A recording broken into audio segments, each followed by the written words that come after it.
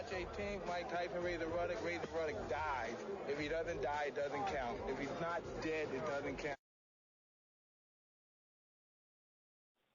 I'm here with Doug Fischer, editor of Ring Magazine, TV pundit, and general boxing knowledge. How's it going, Dougie? Hey, Ryan. It goes well. Good. Shortly, we've got Saul Alvarez versus Erislandy Lara, in which I think is the best fight that can be made at 154. What do you think of this fight? Well, first of all, I mean, I agree with you. I think it's the best junior middleweight matchup that can be made right now. It's high profile because of Saul Alvarez's popularity, and it has a lot of interest from hardcore fans, from diehard aficionados, because of the style mix with Erislandy Lara, who gets a lot of hardcore cred being a former Cuban amateur standout, and because of his obvious talent and boxing IQ and ring generalship, which most Cuban amateur standouts bring to the ring. So folks are wondering, how is this potential superstar going to handle this difficult style when he's had trouble with slick boxers, with defensive-minded boxers, and with technicians in the past. And we saw that last year against Austin Trout, who he did beat, but a lot of hardcore fans saw a much closer fight than the official judges. And some folks even thought that fight could have been a draw or even a few points win for Austin Trout. And obviously, Alvarez was outclassed by Floyd Mayweather Jr. Last September.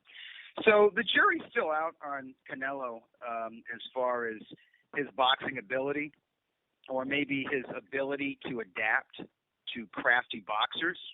The boxing world isn't sold on his ring generalship. He has shown some good command of the ring. Sporadically throughout his career, he's usually looked at his best when he's either in with kind of one-dimensional guys like Alfredo Angulo, or guys who are smaller than he is, or maybe a bit older, a lot older than he is, such as with Shane Mosley. That's when he's really looked devastating. And so he hasn't looked like a world beater against the top boxing talent. So this is looked at, as a test or a challenge. And there's folks out there who are Canelo fans who they want to see him get over this hurdle so that he can get some of that hardcore respect that guys like Lara get. And then there are fans out there who can't stand Canelo and generally, don't like the Golden Boys. No pun intended, you know what I mean? But the media, all the push is getting. Right. The stars, the fighters who get all of the shine from the media and the marketing machines of the networks and the promoters. And, Canelo is firmly supported by the Showtime network here in the U.S. and, of course, from Golden Boy Promotions, which views him as a flagship fighter. And a lot of hardcore fans that want to see him take a fall. Yeah. They just they don't like him. So, I mean, that's good. There's interest on both sides of this fight.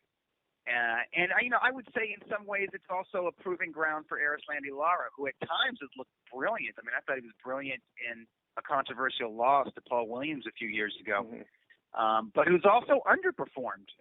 He underperformed in a 10-round draw that he was lucky to get, in my opinion, against current IBF title holder Carlos Molina. That's right.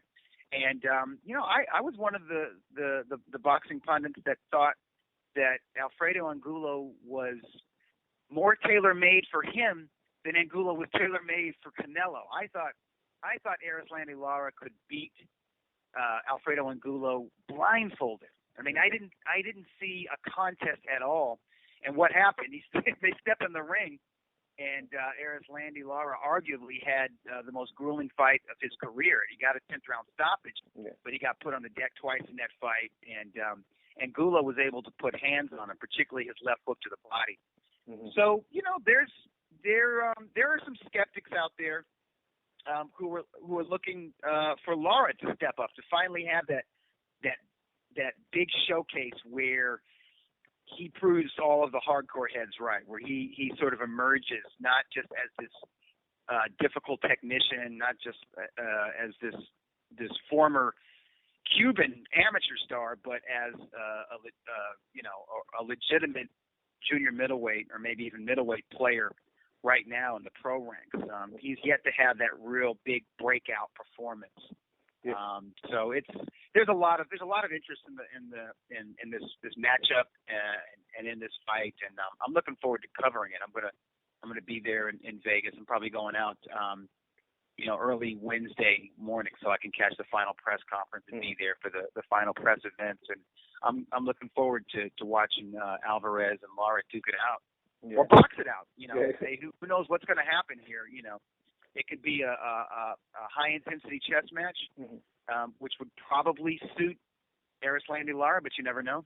Yeah. Or these guys could come out and fight because, like I said, Lara needs to make a statement. He's got the hardcore cred, but he has no crossover credibility because his best wins, such as his decision victory over Austin Trout, were really boring. And as I stated before, there were certain fights that he had that were nationally televised, like the Molina fight and the Angulo fight, and he did not perform up to his expectations.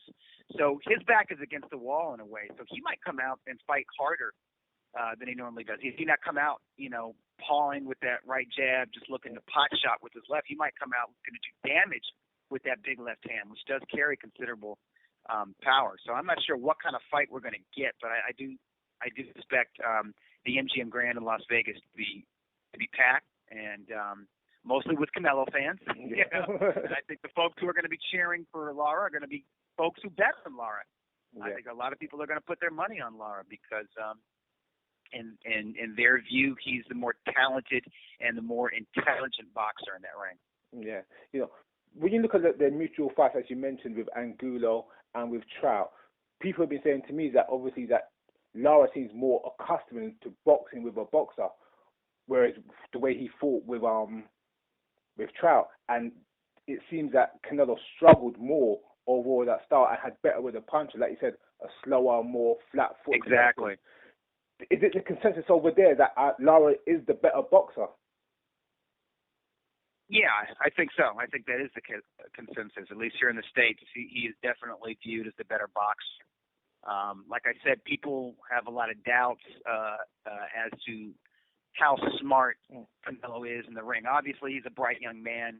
He's handled his career very well. He's handled the pressures of his stardom very well. He's not a dumb guy, but people wonder how sharp and analytical he is once he steps into those ropes. Obviously, he's got more dimensions than just straight up pressure fighters and sluggers and guys who are past their prime.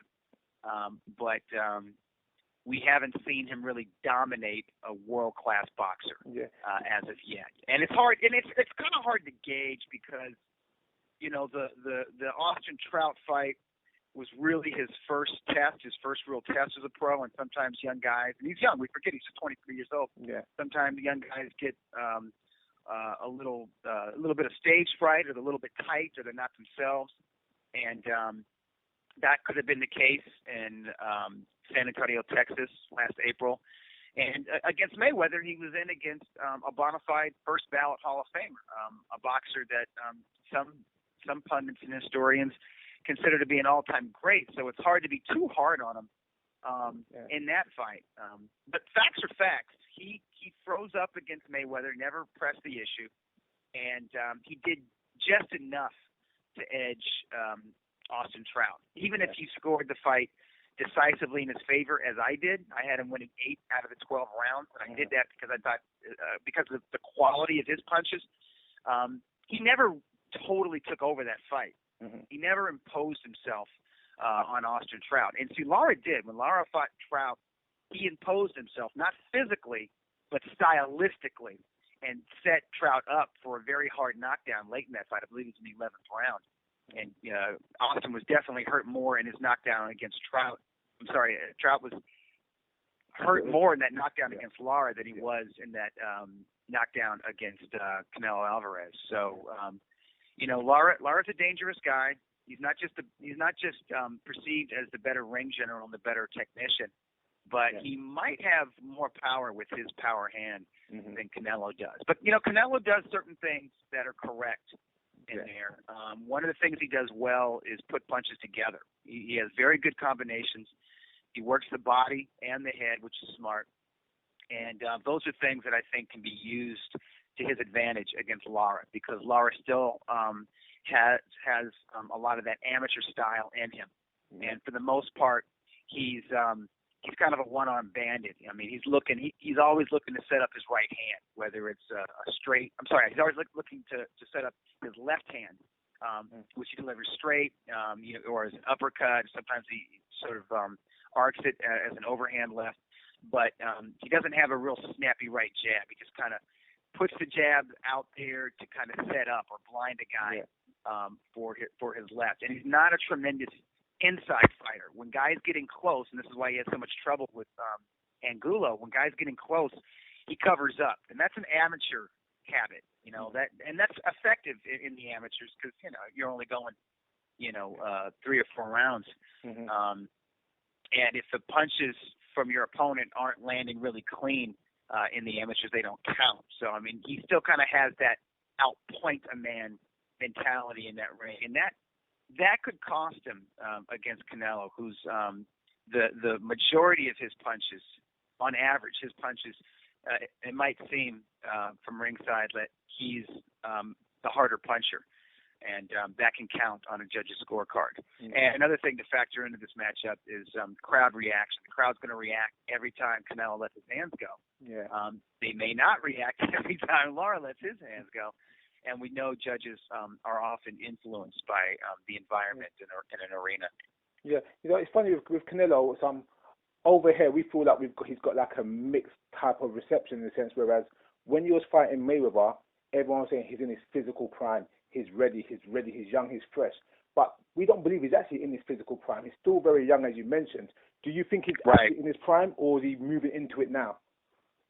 I think he's moving into it now. I think he's just now coming into his own. And I also think he realizes that his time at junior middleweight is limited. I mean, I think there's a reason why that WBA title that Lara has is not on the line. And I think there's a reason that Canelo's fight with Alfredo Angulo was changed from a 154-pound bout to a 155-pound catch weight.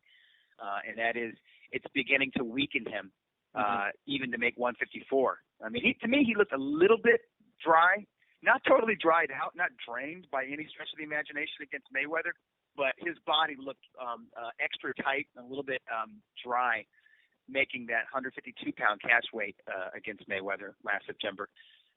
He looked good at 155. I think he probably would fight really comfortable coming in at 156 or 157, which is to say he's a middleweight now. He's not a big middleweight. He's a modest-sized middleweight, but I think he's more comfortable fighting over 154 pounds, a few pounds over 154, than fighting at or a few pounds under 154. So I think he's going to really come into his own, his physical prime, his athletic prime, maybe a year from now, and definitely at middleweight, not junior middleweight. Yeah.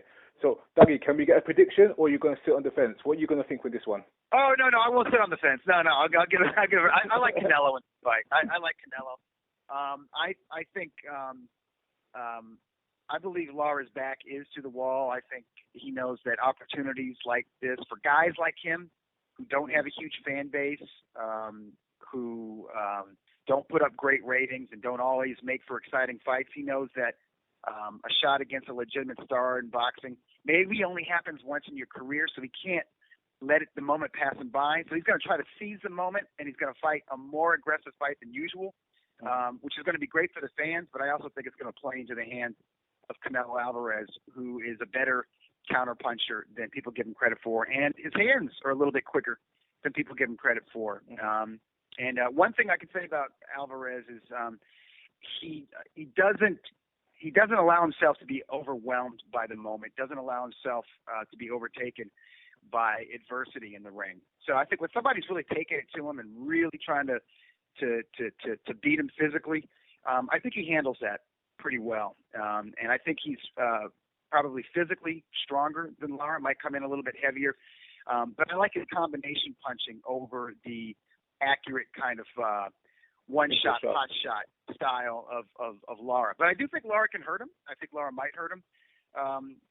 Sometime during the fight, probably maybe in the middle to late rounds when Alvarez starts to have his usual fade, because he does get kind of tired in there because he loads up so much with his combinations.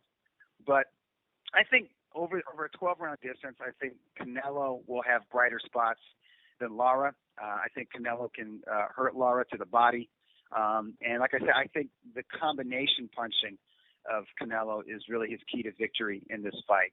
He has to, at least during their exchanges, appear to be outworking and outlanding Lara. Whether or not those punches are landing or not. One thing I know about Lara is when somebody's in range and they're letting their hands go, Lara isn't always letting his hands go. I mean, he goes into that sort of ear-month sort of cover-up, where he just puts his gloves up over his face and has his elbows try to protect his sides.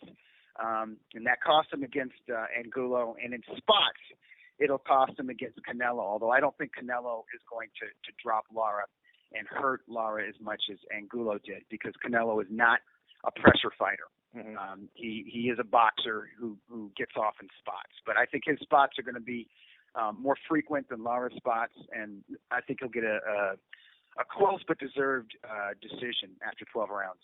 Yeah, good call.